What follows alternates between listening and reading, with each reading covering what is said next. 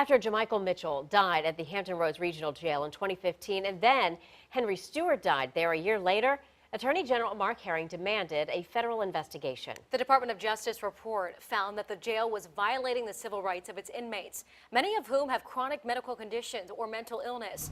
Sit on Your Side's investigative reporter Chris Horne wanted to know how the new man in charge of Hampton Roads Regional is making a difference. That DOJ investigation concluded before he took over last spring. However, he's the man that's in the position to make those changes.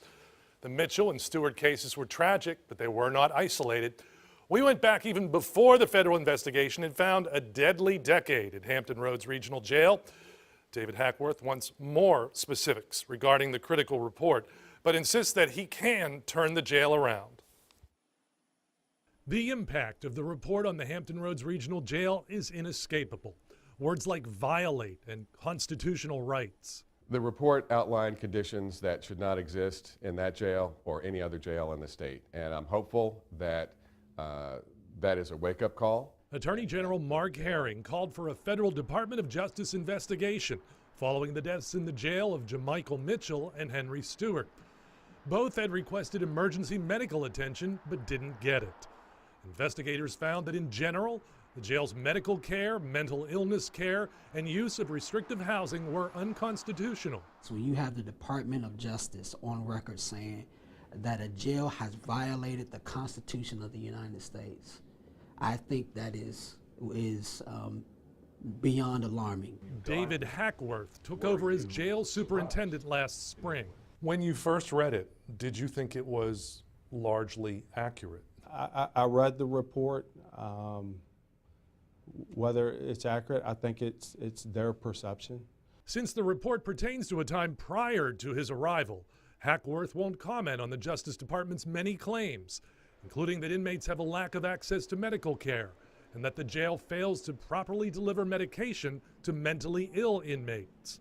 Hackworth has 30 years of experience with jails and says this one is unique. I don't know that there are any regional jails, or for that fact, any local jails that have the acuity level that we have here. Hampton Roads Regional has a much higher proportion of medical and mental illness cases among its population.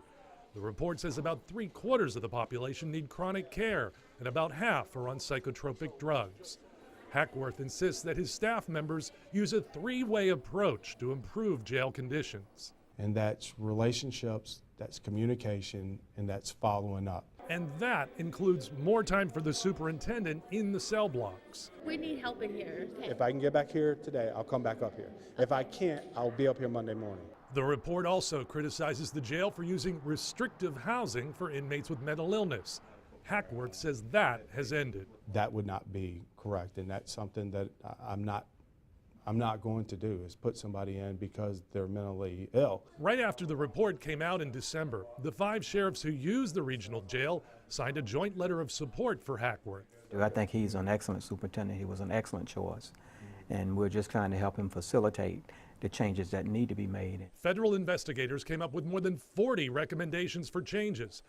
Hackworth wants to meet with them to get more specifics and details, and he wants to reduce the number of people who die here, 68 in the past 15 years. God gonna see me through this, I'm telling you. And know what? Somebody gonna be in trouble. Somebody gonna be in some serious trouble.